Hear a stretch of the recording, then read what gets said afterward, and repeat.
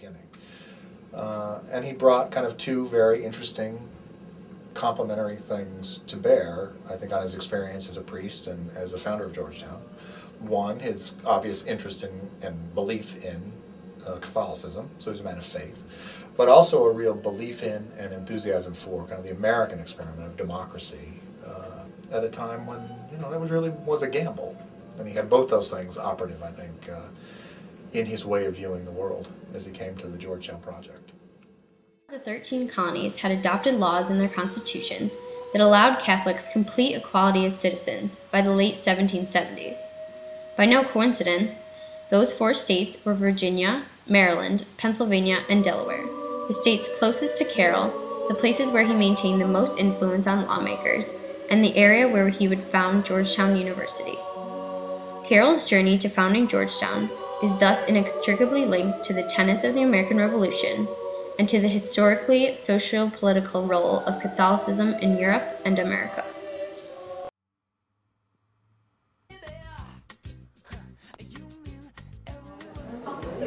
I think I don't know, this would be a guess, I think he was like a administrator for some school. What is it good? Might have been important. I have no idea at all. Outside of Georgetown, Carroll was a point guard. And it might have been a small forward, I'm not sure. An Jesuit priest?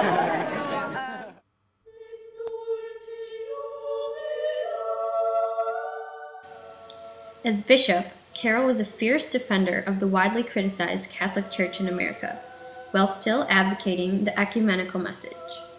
In one instance, he responded to an attack on the Catholic Church with an address to the Roman Catholics of the United States of North America by arguing, quote, "General and equal toleration, by giving a free circulation to fair argument, is a most effectual method to bring all denominations of Christians to a unity of faith." His argument was the first Catholic work written by an American Catholic published in the United States. Through this work and others of his groundbreaking writings, he brought attention to the need for a constitutional provision for the protection and maintenance of religious liberty. Carroll favored a liturgy in the language of the people and advocated recognizing papal power only as it related to spiritual matters. He believed in a simple, personal piety that would allow Catholicism to blend into early America imperceptibly. For this reason, he strongly disapproved of public or civil displays of religion, such as a Corpus Christi procession through the streets of Baltimore.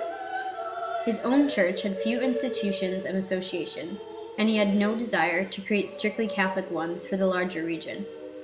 In fact, even as he promoted the Pope as a symbol of Catholic unity, he wanted the American Church to have autonomy from the Holy See. As his progressive outlook on the role of the Catholic Church in America attests to, John Carrol was very much a reformer and an entrepreneur. Besides his work as a bishop and advocate for Catholicism in America, Carroll was also active in municipal affairs. He established both Catholic and non-Catholic schools, served as a trustee for St. John's College, founded Georgetown College, headed the library company, and was the pioneer of the Maryland Historical Society. Through these projects and efforts for the good of the community and the country, not just the good of the Catholic cause, Carroll contributed more to the ecumenical spirit that stamped the early national period than any other minister, while developing close friendships with leaders of almost all other denominations.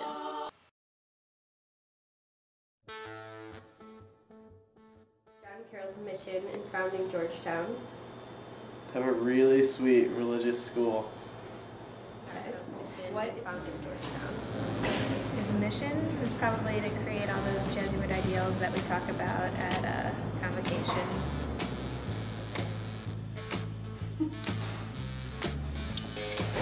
Can't even think of a smart answer. Founding Georgetown.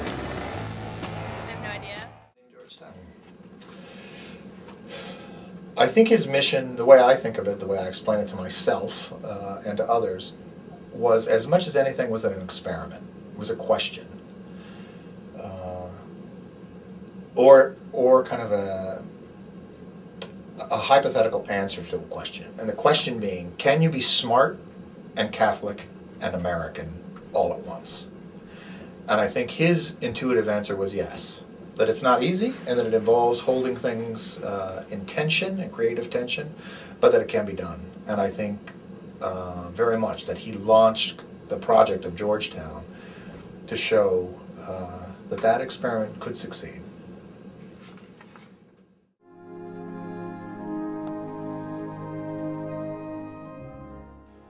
In 1789, Carroll founded both the oldest Catholic university and the oldest Catholic day and boarding school in the United States, Georgetown University and Georgetown Preparatory School, respectively. Although he did not direct the early growth of the college himself, he selected the site for the college and oversaw its maturation. Upon its founding, the progressive Carroll envisioned Georgetown as an institution the likes of which had never before been seen in America. His mission was not only to create a school where Catholics themselves could study freely in the Catholic tradition without discrimination or disruption, but also an educational institution open to young men who wanted to be educated, a hub of religious tolerance and higher learning. He insisted from the beginning, from the first classes that were accepted, that we would accept people of all faiths. He never envisioned, never would have wanted, never would have been happy with a Catholic ghetto. He could have founded that if he wanted. There was nothing. In fact, it would have made a lot of sense in some ways for him to say this will be a school for Catholics only, because there were other schools in the colonies at the time that would educate non-Catholics, but he didn't do that, and I think wisely so. So I think he would be proud in that sense to look at Georgetown today and see that it is a place where if someone of Catholic faith were to come and want to have a good training and a good intellectual training in what Catholics believe and why they believe it, that can be had here. But it's also a place where people of any faith or of no faith can explain what they believe and why they believe it, and investigate what they believe and why they believe it. And I think he'd be happy about that too. The Society of Jesus was restored to Maryland in 1805, and since then, Georgetown has been a Jesuit college with Jesuit traditions, associations, courses of study, and methods of instruction. The student body at Georgetown grew slowly. 47 students entered on the opening day in 1793, and the school continued to enroll similar numbers throughout the rest of Carroll's life. In its early years, the student body may have been small, but this time served as a promising beginning and foundation for the educational ideals that Carroll hoped to preserve in the future.